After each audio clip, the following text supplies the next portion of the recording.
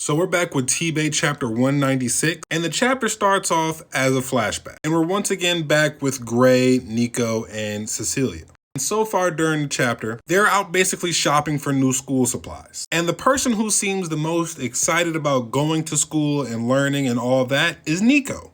I mean, the man is literally jumping for joy because he gets to learn about math. There ain't too many people out here like him, so props to him.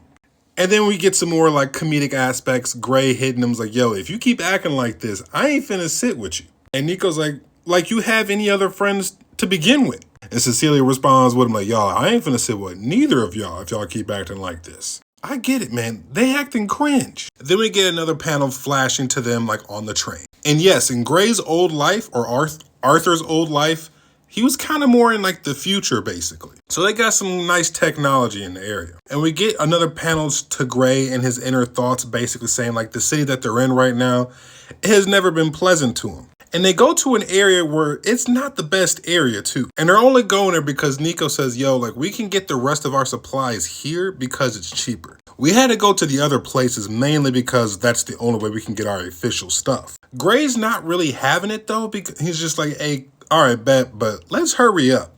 Nico and Cecilia are talking about school, but Gray is being more the attentive one. And he notices there's not as many people in this area as there were last time. He notices that it's a little quiet, just a little too quiet. And he says that something kind of seems off. And the reason something seems off is because he can sense ki. Even though he's not a master, he can still sense the presence of someone else's ki.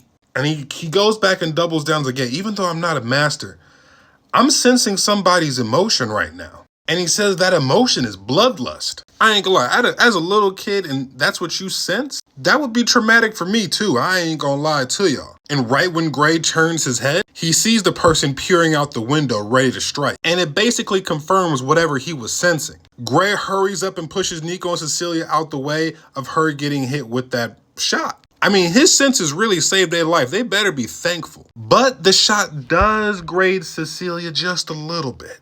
Gray tells Nico to hurry up and get her out of here. And he was like, all right, bet, but you better catch up, homie.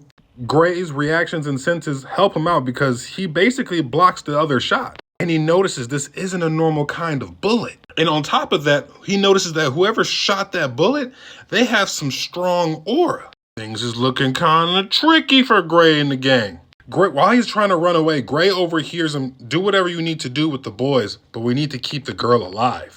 Now that's interesting. Gray catches up with Nico and Cecilia and he was like, yo, they got tranquilizers. They are hunting us. Nico's like, why are they hunting us? We haven't done nothing wrong. And Gray lets them know they said they want her alive. They want Cecilia. So the gang is running. They're trying to escape. Cecilia's right behind them, but you know, she trips. She's a little clumsy. And she's just like, yo, leave me. And Nico's like, yo, we can't. She's like, I'm putting you both in danger. They aren't allowed to kill me, right?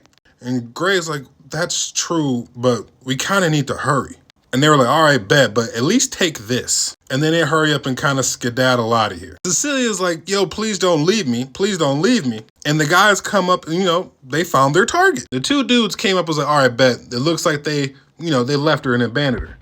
And it looks like our tranquilizer was strong enough that we thought. But right when the guys try to creep up on Cecilia, Cecilia hits him with this little electricity shock thing made by none other than Nico. She gets him good too, shocks him right in the face. And guess what? Our boys Gray and Nico did not abandon her. They set them up. They come jumping out the shadows. And they beat the man down for real. They get down. Gray back in the day, he was a problem in both areas, okay?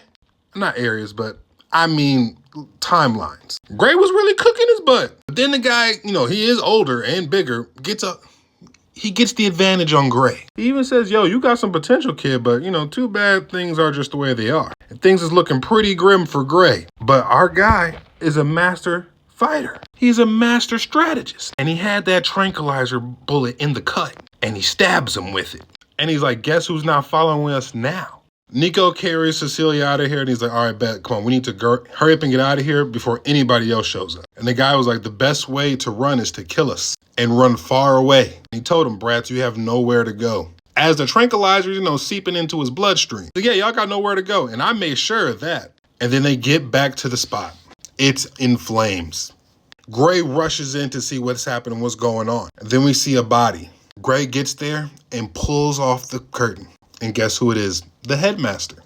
Gray loses it. He starts crying. I mean, as he should. That's basically like his mother figure. She took care of him. And then they rushed him away. And then the words of him saying, "You have nowhere to go," seems way too real. And then we get panned back to current time. We see that water is dripping on the pillow. We see somebody gripping Arthur's hand. And it's Tessa. Arthur wakes up. He's like, "Why are you crying, Tess?" And she was like, "Dummy, I could say the same thing for you." And that's where the chapter ends. Me personally, I like some of these chapters. I like the flashback to see how Arthur was in his old life. I think that adds extra context to the story. I'm caught up with the novel. And to see how these chapters are inwoven with the current timeline, honestly, I think it's masterful. It's information that needs to be done. So for later parts, when certain things start happening, you're like, oh, dang. That's why. But overall, I like the chapter. I think it gives more context into the character that is Gray, and I'm looking forward to more. Let me know what y'all think.